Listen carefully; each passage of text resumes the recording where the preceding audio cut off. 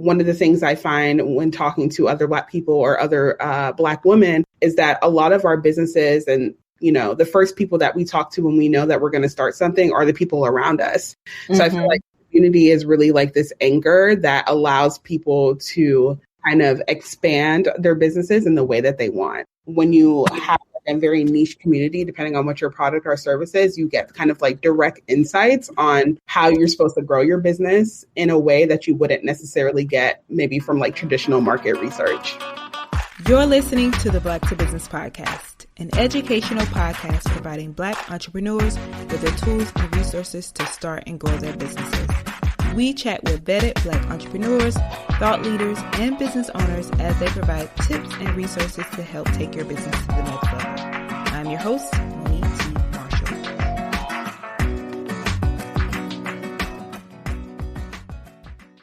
Hey there, Monique here. And before we dive into today's episode, I wanted to share a bit of my journey with you.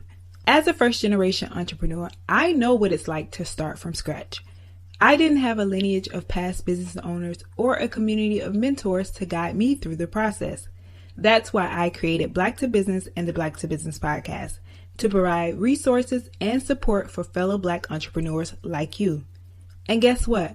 I'm not alone in this mission. Harvard Business School Executive Education shares our commitment to developing leaders making a difference in the world. Their renowned faculty members are skilled educators blending real-world experience with a variety of teaching approaches to create an exceptional learning environment. Visit hbs.me/explore to discover the possibilities that HBS has to offer. Are you ready to take your leadership to the next level? Visit hbs.me/explore today. Are you ready to roll up? Today we're rolling into a really interesting conversation about finding and building your niche community. When you're a part of a stigmatized group or market, the support of your industry colleagues is instrumental in the success of your businesses. I'm your host, Monique T. Marshall, by the way, and welcome to the Black to Business Podcast. Have you ever wanted to start a business in a field that many people wouldn't consider viable? However, you think that you can change the narrative and build a successful business. Well, that's what Maiyegun and Jayde Powell did. Together, these friends have founded We for Black Women, a media, culture, and community hub that strives to educate Black women on the power of the cannabis plant, inspire involvement and change within the industry, while destigmatizing cannabis use. Together, we'll explore the importance of putting your brand out there, forging connections within your industry, and embracing imperfection as a stepping stone to greatness. From overcoming stigma to empowering your target audience, use this episode as a resource for building a thriving business in any environment. So let's dive in. Gbemi and Jayde, welcome to the Black to Business Podcast. I'm excited to have you both here. So welcome to the show. Thank you so much. Hello. Thank you for having me. Yes, I'm so excited to have you both. You all have been doing a phenomenal job in your community. And I'm excited to talk about today's topic, which is a play on words, which is rolling together, building success in niche stigmatized communities. So I do want to get my audience familiar with who we're speaking to. I'm going to kind of let you all share who you are, what is it that you do in your business, and your journey of how you got into this. Yeah, definitely. You can go first, Jayde. Okay, sounds good. So my name is Jayde Powell. I'm one of the founders of We for Black Women. And We for Black Women has been around for about 2 years now. We just recently celebrated our 2-year anniversary, which is very exciting. Congrats. Thank you. But We for Black Women is a community and media hub that's designed to celebrate Black women who love weed and also educate and destigmatize cannabis use. We for Black Women really started several years ago when Gbemi and I met in the cannabis industry. And since then, we've been kind of growing this community online and expanding our brand. And it has been amazing to see how much it has grown so far. Yeah, and I can introduce myself. My name is Gbemi Maiyegun. I'm one of the founders of Weed for Black Women as well, along with Jayde. And I think she did a great job of summarizing what Weed for Black Women is. And I'll just add to that, you know, we really wanted, as two women in the cannabis industry and getting an opportunity to learn about the industry, grow in the industry, and also participate in the overall movement, we thought that it would be important to provide our community with the right amount of education so that we can inspire them to get involved in the movement in some way, shape, or form as well, whatever that is, and working in the industry or just learning about it or consuming products that will help their everyday life. So that's definitely something that we were excited about doing. A little bit about my background. I'm a brand marketer, a digital creator, and also I'm just really excited to use a lot of those talents in growing the Weed for Black Women brand as well. Yes, I am so excited because I will say that I am definitely going to be learning a lot in this conversation. And I was excited to have you both because when it came across my desk, I was like, okay, I could learn something because I am one of those people that are not educated on the industry. But I think that what you all have been able to build with Weed for Black Women is phenomenal. And the growth, I think it's important you're welcome to have these types of conversations because I know for our audience, many of them may be in an industry that is being stigmatized. How do you navigate this? How do you find your community in all of this? So my first question really is around, I know you both spoke about your backgrounds and how you kind of got into this. For me, it's about loving that you are focused on education. So why cannabis and why Weed for Black Women? Yeah. So I have worked in brand marketing, product development, and just brand building most of my career. And I was working at a large consumer packaged goods company and just learning a lot about kind of growing brands in general. And then I got an opportunity to work at a multi-state operator within the cannabis space. And I didn't even realize that there was corporate cannabis company. And incoming from pretty well-known consumer packaged goods company, I was excited to be growing my career and adding major brands to my resume. And when the cannabis company reached out to me, I'm not going to lie, I had some concerns. I was like, is this going to impact my career trajectory? Are people going to look at me, okay, this is a step back, or this is something that's very stigmatized or too controversial for us to accept? But it honestly ended up being one of the best experiences of my life. I think working in a highly regulated industry and having to do marketing in that industry, you get to learn so much because not only are you doing traditional marketing, you're getting creative with the work that you're doing and trying to get, whether it's a campaign or a new product launch, you're doing it differently because you have to work within the confines of a lot of different regulations. So that can, impact the way you think, but also make you work a little bit harder while working smarter. So working in the industry taught me a lot. As we said, that's where I met Jayde. She was leading social strategy. I was leading our brand strategy. And in working with her, we got to build not only an amazing working relationship, but also an amazing friendship. And we just saw a lot of gaps in the industry. We saw, whether it's through our family and friends and people not really knowing, much or anything at all about cannabis, kind of being confused, making jokes like, oh, y'all sell weed. And it's like, what's wrong with that? So really just trying to get the word out there about what we're doing, but also kind of dealing with a little bit of guilt being Black woman in this industry that was built on the backs of, a lot of Black and brown people that are incarcerated while there's this legalization going on and people are celebrating this beautiful plant. But there's people that aren't getting to enjoy that because they were sent to jail for many years for, a joint or small amounts of cannabis or nonviolent cannabis offenses. So there was that guilt in celebrating, but we just saw a lot of exciting opportunities, whether it was a lawyer, creative, social media. There are jobs in the cannabis industry. There's a lot of different states that are going through legalization and opening up opportunities for people of color to own cannabis brands or have dispensaries, et cetera. So we knew that we wanted to do something and we wanted to share the knowledge that we were gaining about products, about, just the overall wellness and opportunities cannabis offers. And through that, we knew we wanted to create a platform that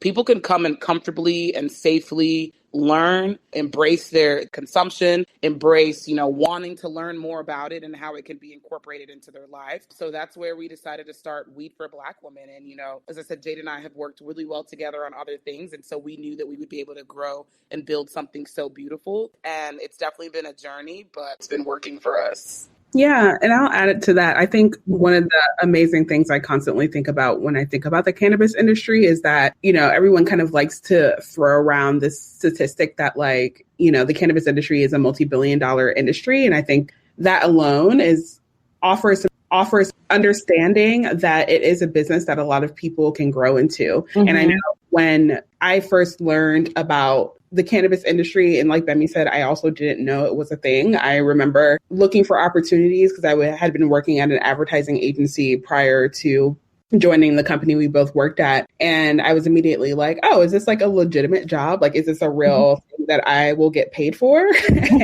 Right.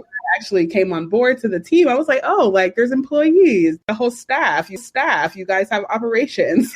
And it was amazing to kind of get into it because I think even in my work as the social strategist and being the person that was really deep diving into the communities online, seeing firsthand people talk about how cannabis has changed their life is really interesting to witness because, you know, when I think people think about weed because of the stigma, oftentimes it's this mentality that it's just like a bunch of stoners that are laying on their couch and they're lazy and they're abusing drugs. And that's just really not the case. And I think because we were working in medical cannabis specifically, we were seeing how people were using it for their everyday wellness. And it's a really beautiful thing to witness people talk about how cannabis has changed their lives to the point where, you know, I saw people that were posting about our products and leaving reviews or telling other customers about how the year prior they couldn't move because they had endometriosis. And after using, you know, several vape pens, they are now able to go back to work again. And it's like, you can't erase that type of impact because of stigma. So I think through that education that Gbemi and I got while working in the industry, we were also able to pass that on through the community that we built in Weed for Black Women. And a large part of the reason we started this community, as Gbemi mentioned, is because we did want to educate, because that's how we feel like, you know, you fight the stigma. It's by giving people insight into something that they didn't really have before. Yeah. I think you both just basically did the whole podcast and like all the things.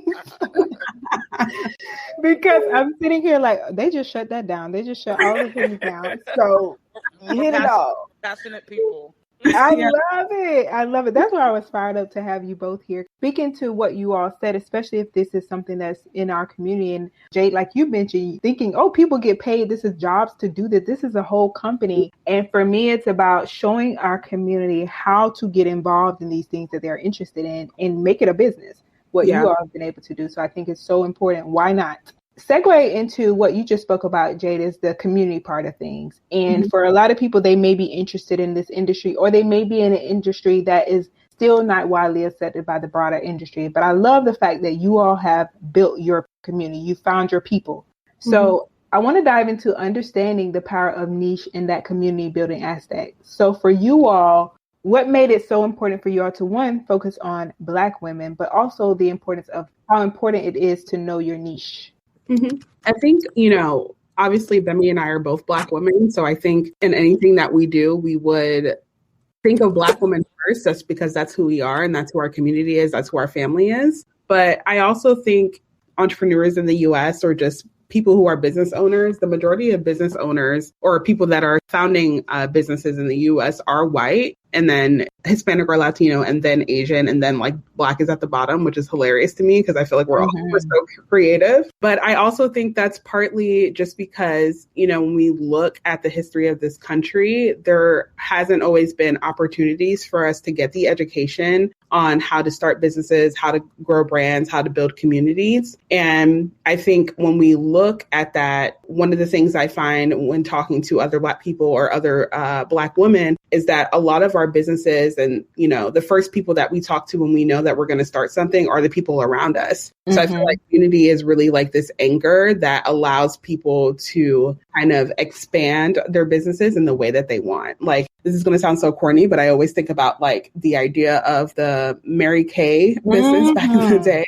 A lot of those women were starting businesses for the first time, and they were doing it through Mary Kay, of course, but they were able to do it because they were talking to friends, their family members, their aunties, their cousins. I think it's the same thing that kind of applies here, is when you're thinking about community building, those are the people that you would go to first to consider when you're like testing new products or thinking about launching a new service. And oftentimes I feel that when you have a very niche community, depending on what your product or service is, you get kind of like direct insights on how you're supposed to grow your business in a way that you wouldn't necessarily get maybe from like traditional market research. That's really good. Gbemi, anything you wanted to add? No, yeah, I mean, I echo everything that Jayde said. And I think also one of the biggest things that was important to me, and I think us as well, was just creating a safe space in general. And not only just for the community that we're building, but for us as creators of the community. I know that, in coming into the industry, working in the industry, becoming passionate about the industry and knowing that it was something that we wanted to build as well, we had our own fears too. And so I think that in building this safe space, it ultimately gave us that feeling of safety that we were doing the right thing, because we were meeting so many other women that, could relate to our experiences, that, may have, either been consuming or working in the same industry or thinking about it and not feeling comfortable enough sharing their stories. But if it wasn't for us creating that space and allowing them to have a community where they can find other like-minded individuals, that, they wouldn't have felt as confident in the decisions they were making. And so I think that is, one of the biggest things that I have gotten from this experience as well, is me feeling also feeling safe and confident in the work that I'm doing through the community that we built. Yes, I love that. And I also think about the person, you all spoke about those people around you as well. But I also think about the person who's like, maybe they're interested in starting a cannabis business and the people around them are super religious, like all the things that you all said, the stigmas around this. So how do you find your community in that way? I would say that doing individual research and really understanding the power of the plant, the history behind the plant, because being in marketing, I understand that a lot of the ways that people feel about cannabis today are because of, incorrect marketing campaigns that were pushed to stigmatize not only the plant, but a lot of people as well. So I think that as we break down a lot of those stereotypes, as we kind of re-educate, that's something that's really impactful, because I'm not going to lie, in starting Weed for Black Women, Jayde and I talked a lot about, the activism component and, how we were going to be active. If we were going to be on the front lines, fighting, the incarceration of our people and, lobbying for different legislation and really diving deeper into cannabis legislation. And one of the things that we have to take a step back and remember is that everyone has a different position in the movement. And it's impossible for people to fight for something if they don't have the knowledge to understand the history behind it and, the benefits behind the products and why people are working towards this in the first place. So that really was eye-opening for us in allowing us to really find our place in the movement and understand that through this education that we're doing, even from the people around us, like, we'll have family members and like aunts and uncles and people that you thought were, extremely conservative and would never have any wanting to learn about it. How does that CBD help me with my joints? It's like, it can help, it can help you in so many different ways. So I think that's why we really push for education, because the more people that we can teach about this plant and the more people that we can really just bring into the fold naturally and make them realize, like, you may not consume cannabis, but that hemp lotion that you're using that's benefiting you and helping your skin,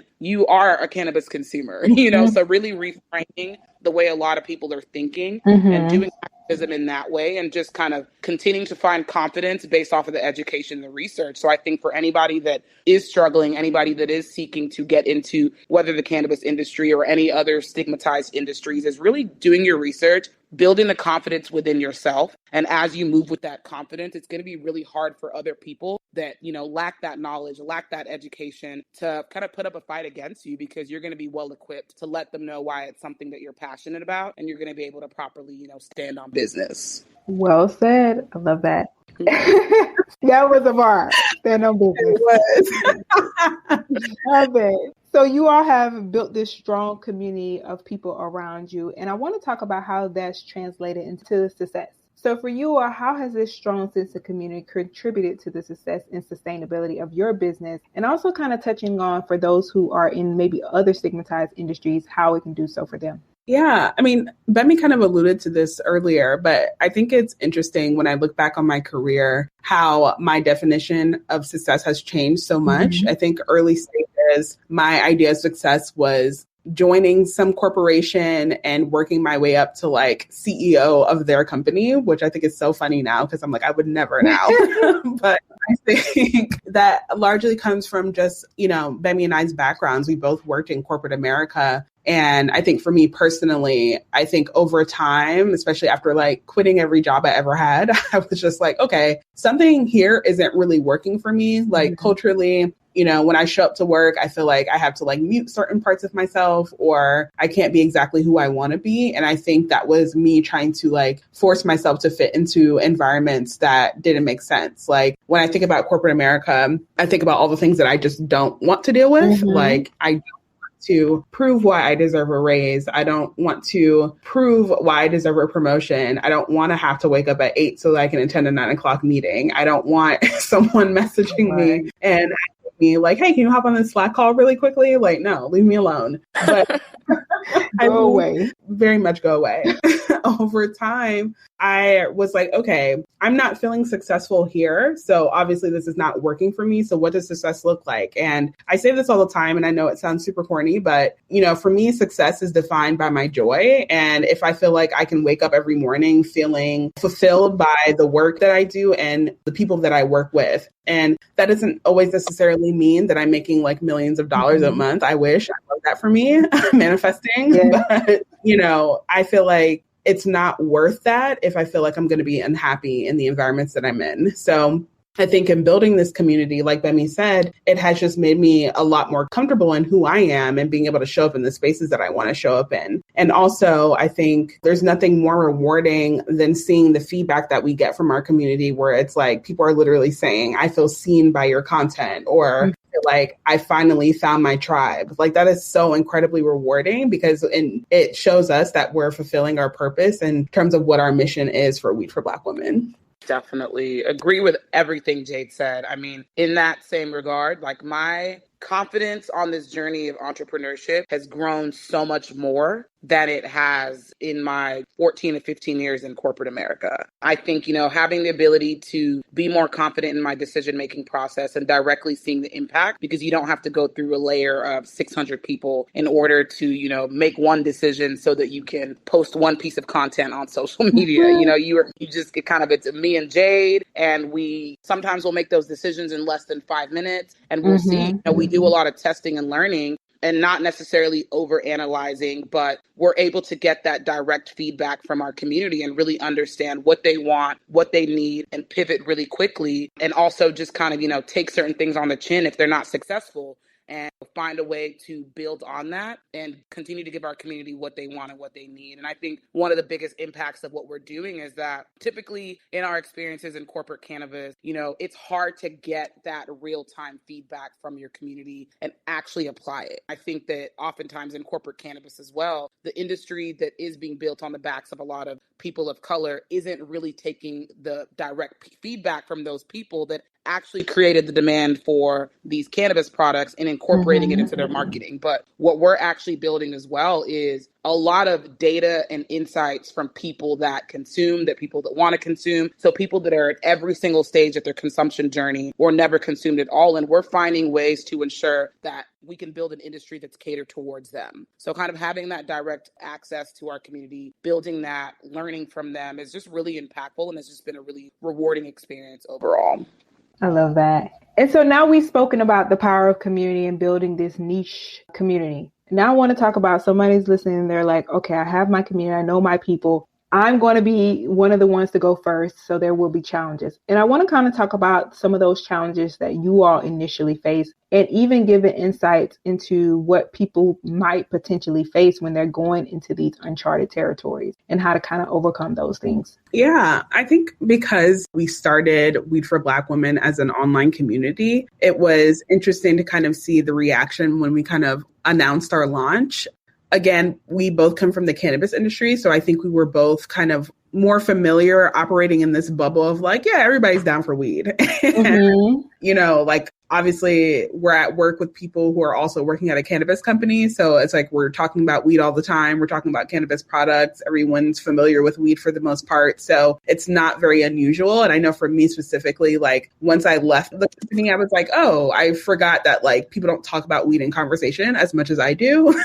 So that was, you know, while I understood in theory that like there was still a stigma, I think because I was in that bubble for so long, I was just like not remembering that like, you know, on a global or even national scale, weed is still very taboo to a lot of people. So, when we launched Weed for Black Women, Gbemi and I were so incredibly excited because we had this beautiful campaign. We had these lovely Black women that were participating in it. And we were like, we're going to blast this all over social media and it's going to be great. And I will say it was more so on one platform in particular, but Twitter at the time, we posted a couple of tweets about our launch and we were just getting dragged for filth. And it was very yes. And it was very shocking. Like at first I was like, oh, it's fine. Like it's just a few people. And then after an hour, I was like, wait, they low-key hate us.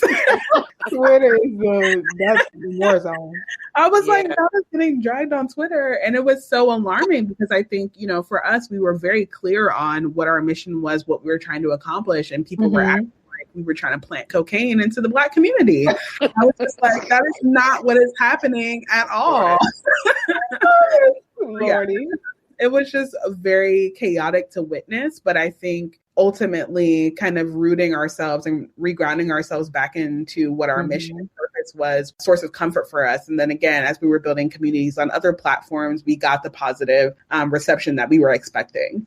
Exactly. And I think that just kind of all goes back to as building new brands and kind of kicking off an entrepreneurship journey, having and building a strong brand identity and presence, I think is really important. Jayde and I sat down, we made sure that we knew exactly what our mission was, exactly what our vision was, exactly where we wanted to go with the brand, of course, while being open to evolution as well. Because as you get feedback, as you put your brand out there, I think you have to be open to evolving and changing in ways that work best for your community. But if you are grounded and you have that strong brand identity, you really understand your purpose of what you're doing, I think you'll be able to take any of that negative feedback or things that are just crazy that people are saying about you and turn it into something positive, which is exactly what we did. We essentially took a lot of those negative comments and a lot of them spoke to the exact reason why we were doing exactly what we're doing, because of the miseducation of, the misconceptions and those stigmas that people had that were honestly ultimately turning Black people against each other as well, because a lot of the negative comments that we got were actually from our own people too. So we were like, okay, we're confident that we're doing exactly what we're supposed to do. Let's use this as a learning moment and let's make sure we stay grounded and keep moving from there. But, that negative feedback and that pushback is something that other entrepreneurs have to know is very possible. There may not be many ways to prepare for it, but, kind of being ready for that is something that is really important if it does come your way. Certainly. And for you all, what role has authenticity and this cultural relevance played in building this trust and acceptance within your communities? I would say it's played a really, really, really big role. I think being authentic and true to who you say you are is something that's extremely impactful, especially within this industry. Once you get a little bit deeper into the cannabis industry or just even service, there's a lot of very, very, very passionate people. Sometimes it may kind of have you feeling like you have to know everything, but I think in order to be in this industry that is evolving, you also have to be a student at all times because, there's still a lot of research that's taking place. There's still a lot of things to know. So not positioning yourself as an expert in everything. A lot of times our community members teach us things too. And I think that that's the purpose of the community that we built, really trying to identify, okay, this is our target audience. These are the people that are in our community and what can we learn from them as well? A lot of the content topics, education we put out there are based off of questions or, knowledge that our community is sharing with us as well. So really staying true to that is something that's really important. And I think, for a lot of corporate cannabis brands, not diving deep into the community and not having that authenticity is ultimately kind of, what has led to them not being successful, because you do have to, speak to your community in the way they need to be spoken to. But in order to do that, you have to really have a true understanding of your community. We've definitely been pushing to do that and continue to get better at doing that. Yeah, I think Gbemi really hit everything there. I think when we think about our brand and how we create content and how we're educating our community, it's always important for us to put our community first and think of them. And in creating authentic content that really resonates with us, I think it really allows us to set ourselves apart from other brands because we really do think about what our community is asking for and what are the things that we feel like would be most relevant to them. Oftentimes I feel like it would be easy to just kind of pump out content that we feel like anyone can know, but how is this actually going to be helpful to our audience? And like Gbemi said, I think making sure that we're not necessarily positioning ourselves as the expert, because that's just not something that Gbemi and I would ever claim to be, because there's so much to know about cannabis. You can't really be an expert. Granted, there are people that go to like universities to get their program done in cannabis studies, but even still, cannabis, like many other industries, is evolving, especially with regulations changing in different states and countries. So again, just making sure that when we think about our content and how we create it, it's putting our audience first. Certainly. And I love that you all said that, like putting the audience first, listening to your audience. It shows the way that you all have really created this welcoming space. And for others who might be listening, I would love for you to give some tips on how to create such a welcoming environment so that your audience and your community feel that they can come to you with those opinions and insights. I think it starts with just like being willing to put your brand out there, and also kind of coupling that with reaching out to people who are already a part of the community and kind of introducing yourselves, because people won't really know about who your brand is or who you are unless you take the opportunity to meet them. One of the things that we did initially was like reach out to people who we had already seen, especially Black women who had like been in the cannabis space, and make sure that they knew about who We for Black Women was and what we were trying to accomplish. And I think that was able to build a connection point for other businesses into our community as well. So for example, one of the first things we started doing was highlighting Black women dispensary owners when we first started. It was amazing to see the reception there, because one, from our community standpoint, a lot of people were like, wow, I had no clue there was like Black women owned dispensaries. So we're providing them with this information that they didn't have. But also the dispensary owners were like, thank you, because, we haven't gotten much visibility, or this is like the most visibility we've had in a long time. And then we also started highlighting creators and influencers in the cannabis space, because a lot of people don't recognize that, again, there's a wealth of opportunities in cannabis, including being a creator and influencer. So we did this series where we acknowledged influencers and creators that are creating content about cannabis culture, products, services that people could be interested in. So I think that is all tied into our education, because it's not just about this is how cannabis can change your life, or this is what you should know about cannabis. It's also like, these are the people that are behind the industry that you should know about. And these are also the products and services that you should know about. Yes, definitely. Agree 100% with Jayde. The partnership and just partnering with people that are already in the industry has been extremely helpful for us. And it's also given us an opportunity to educate them on what our brand is, the impact we're trying to make, so that they can also kind of, spread that message as well. Because one thing that you'll find, especially with the cannabis industry, is there's a lot of community. Like, a lot of people are looking for that community, because oftentimes many people that are within the community were stigmatized and alienated from communities. And with that partnership and kind of also highlighting people within the communities, I think one thing I will tell people is it's you have to be willing for this opportunity to be slow and steady. It's definitely a marathon, kind of like, because Jayde said when we first launched, we were like, we thought everyone would understand exactly what we're doing. Sometimes that takes time. You have to continue to incorporate your brand identity and your mission and vision into everything that you do, because as you continue to grow, you want people to understand what your brand truly means and what the purpose is behind your brand. Because a lot of people can take it and run with it. We still have people reaching out to us to this day, asking us if we can find them a plug in their city. And it's like, that's not what we do. But, we'll kindly, redirect them in different ways. But continuing to educate people is really important. And it might take some time, and there might be some frustration there. But I think the community that we built is a very understanding community, and, just continue to highlight it every chance that you get so that it is ingrained in people's minds. Can be a challenge, but it's definitely doable. Certainly. And one of the things you all also mentioned earlier is, which I think is really important, is really how to find the place in the movement, find your place in the movement. And so I want to talk about some of the ways that you all have done different initiatives and campaigns that really show the positive impact that you all are making in the community. So if you would please share some of those initiatives and campaigns. Yeah. So like I mentioned, when we first started, our biggest campaign that we launched was For the Love of Weed, which was all about celebrating a genuine love of cannabis. And we wanted that to be like very obvious and at the forefront. So we worked with a lot of Black women who are already in the community to kind of amplify this message. And we were able to launch with a launch video where it literally had Black women on camera saying, I'm a Black woman and I love weed, which was so impactful. It's like such a simple concept, but it was so because it's like when you see other people kind of like being the faces of, you know, a campaign, I think it really helps humanize the effort and also just, again, drive that connection point. So we had these Black ladies on our feed talking about their like cannabis stories. And I think that's when we were able to initially really pull in a lot of the audience that we wanted, because we were just, you know, on the timeline posting these videos, which was also funny because I think some people were like, is this a real account? Like, are y'all low-key the feds? Like, they were like, who is behind this account? Right. I mean, are like, it's us, we're real people, we're not the feds, we promise.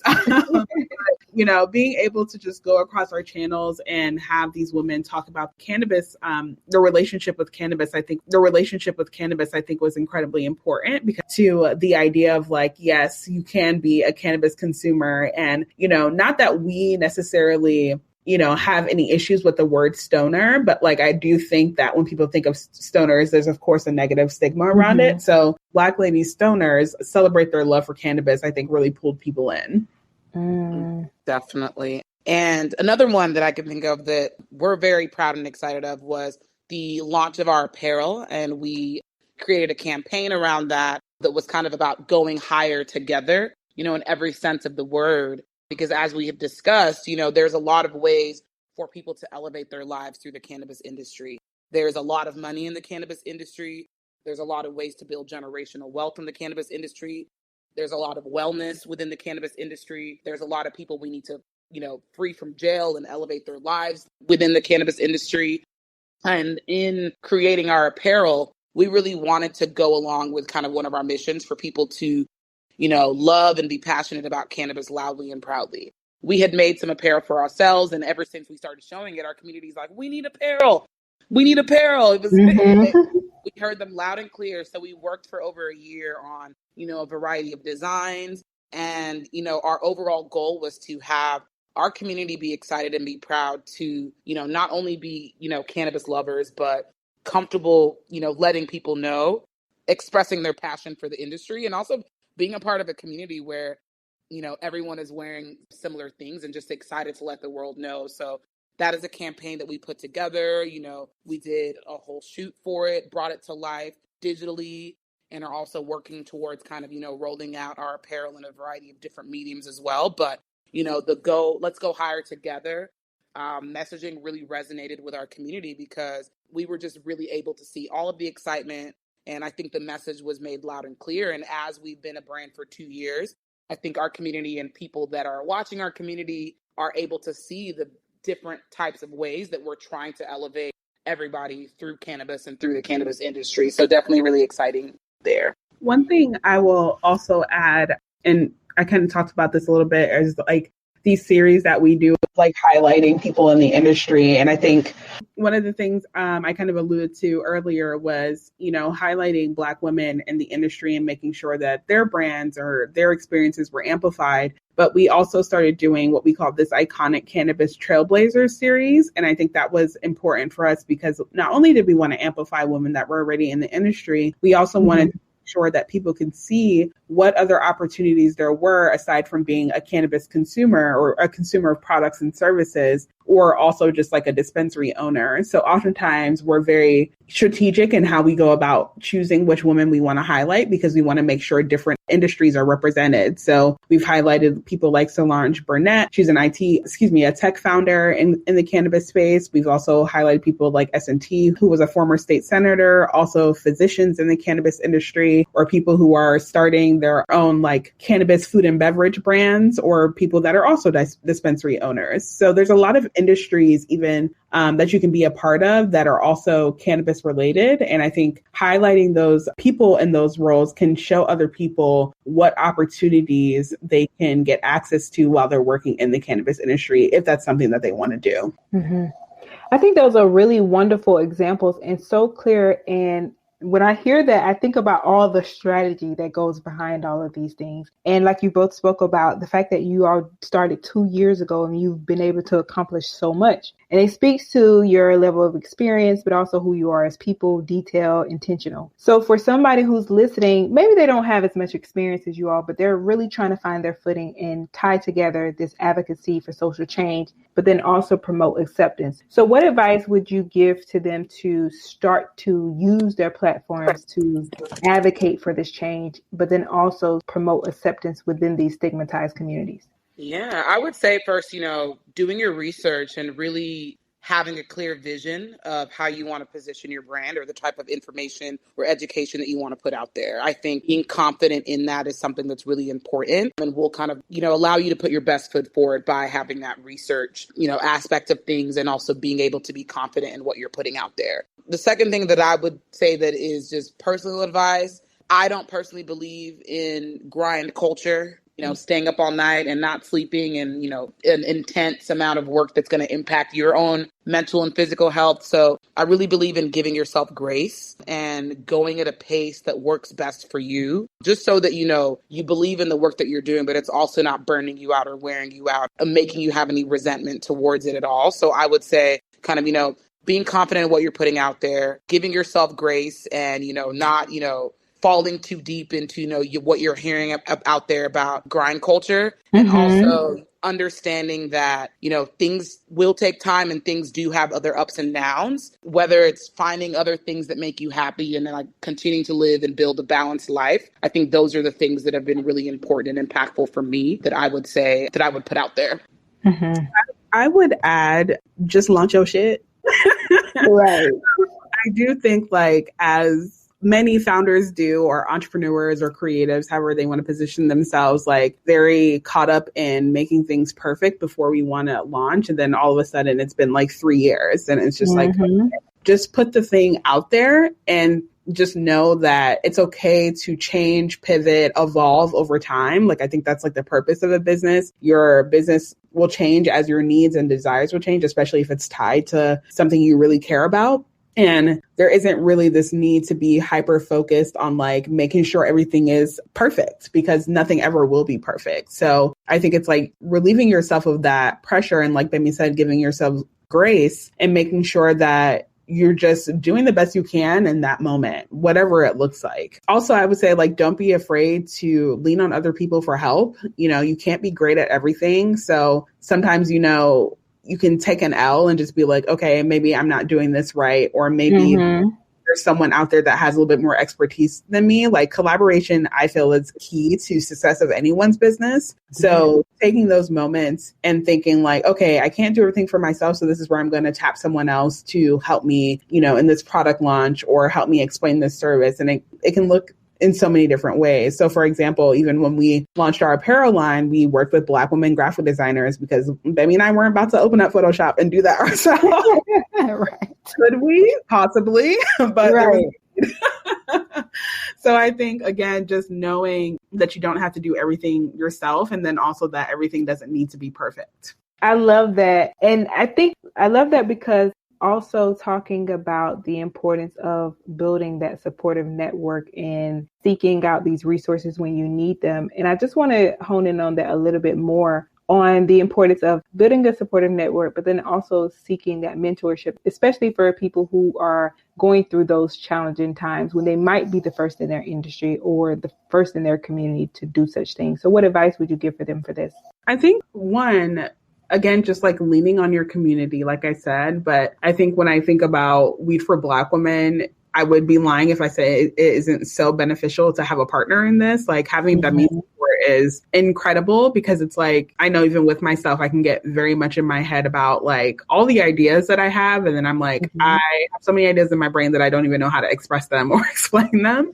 Having someone who I know is going to be non-judgmental, very open and honest with me about if it feels like something that's viable or can be morphed into something even bigger or smaller, I think is really helpful. But also I think there's something in where a lot of entrepreneurs or founders kind of shoot themselves in the foot is where they let their ego get the best of them, to be honest. And in order to be a successful business owner, you have to be willing to humble yourself and understand that not everyone is going to be on board with your mission or your purpose or understand it. And that is okay. Like, you have to be so comfortable in what you're doing or so confident in what you're doing that those type of things won't faze you, because I feel like that's when you're going to be able to open yourself to be able to rely on your community, rely on your partners, or rely on other, specialists that you need support from. And I think it's just the nature of the game, to be honest. Like, there's going to be moments where your community or your customers are like, we absolutely hate you and everything that you do. And you have to be like, okay, heard.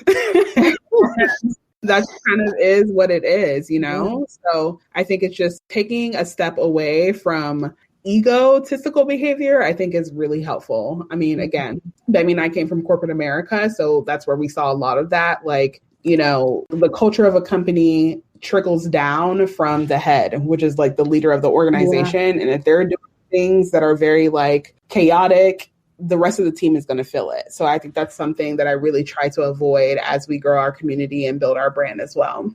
Good stuff. Well said. Yeah, so this has been amazing. And I want to ask you both, what's next? Or maybe it's not what's next, it's what are you all working on? How can people support and find you? One of our biggest focuses for this year is our Weed for Black Women in-person events. I mean, we are a national brand. We do have a digital presence nationally. We are going to be having in-person events at different cities across America. So everybody should be on the lookout for that. We did just launch our apparel line in February. So we still have some in stock online at www.weedforblackwomen.com. So continuing to push our apparel. We have some other things that we're working on, but this year we really just want to continue to get our brand out there through partnerships, working with, local businesses, dispensaries, Black woman-owned cannabis brands, and just continue to grow in different ways. So I think people can be on the lookout for us in their cities. People can reach out to us for partnership opportunities and just any ways that they see us being able to collaborate together. One of the biggest things that we do is we want to continue to put out content. We want to continue to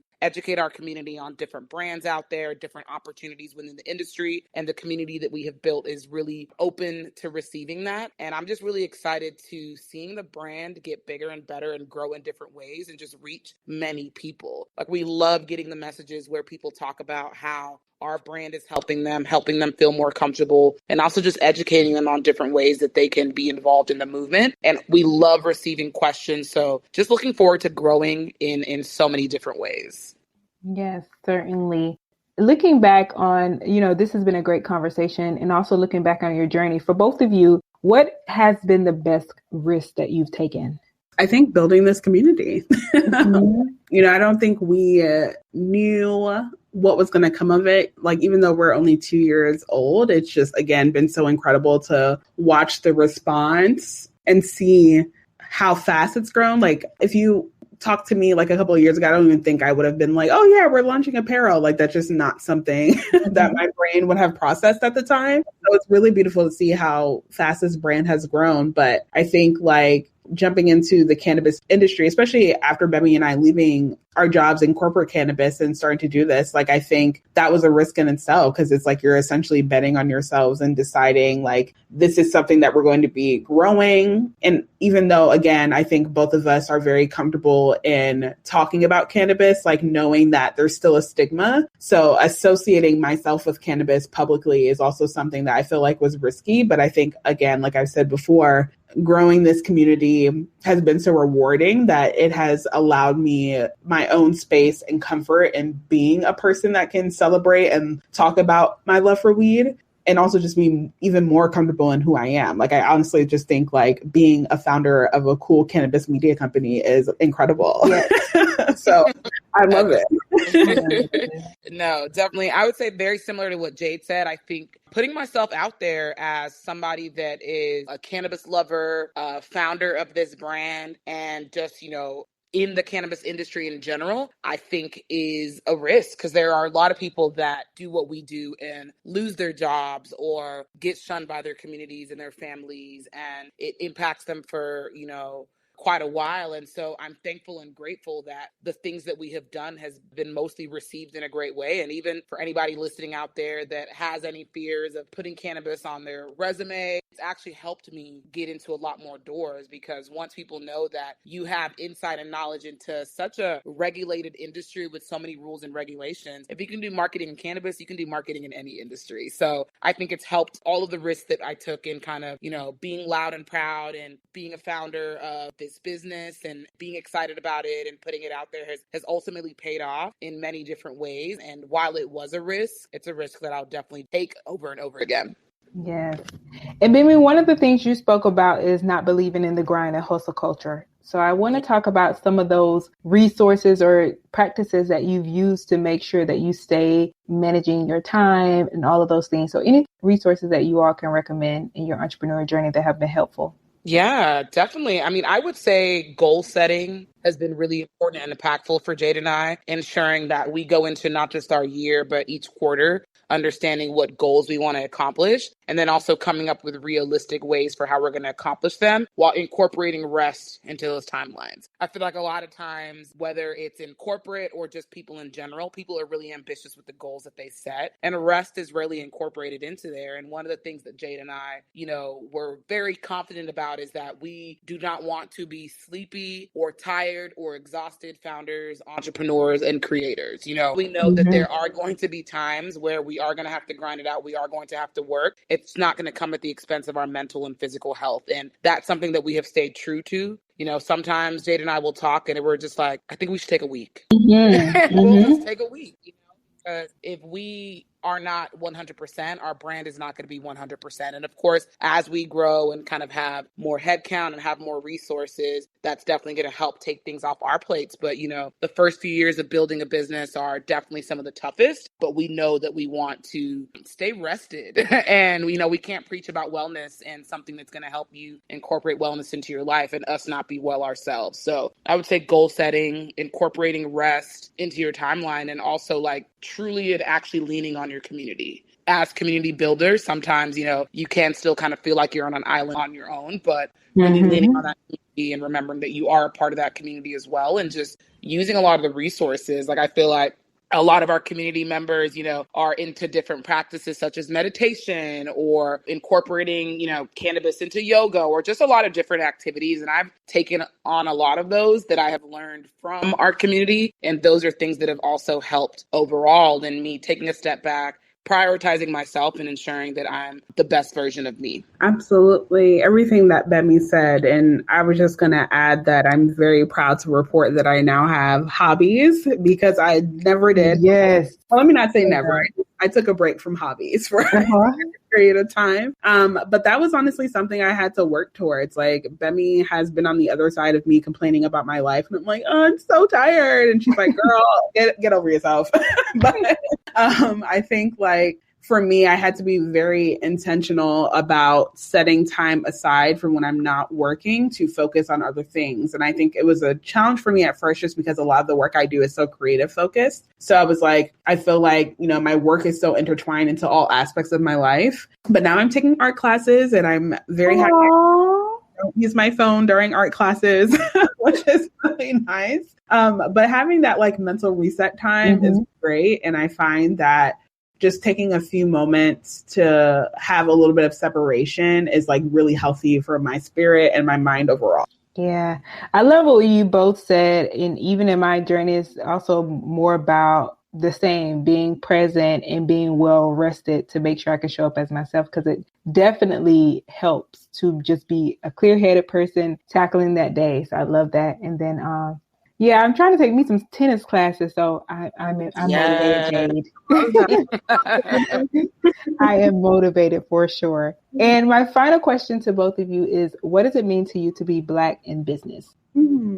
For me, I think it would mean showing up every day as 100% my authentic self, unapologetically, and ensuring that I have confidence in the way I move, in the way that I speak, in the decisions that I make, and also be ready for whatever outcomes come out from kind of all the decisions that I choose to make. And I think, to sum that up, overall, having confidence in who you are And that is something that has taken a while to get to. I do think while there's a lot of benefits that can come out of being in corporate America, of course, being employed, being able to pay your bills, being able to learn a skill, etc., I think it can sometimes impact your confidence as a Black person and as a Black woman, which is my experience, because it did, sometimes have me questioning my own intelligence.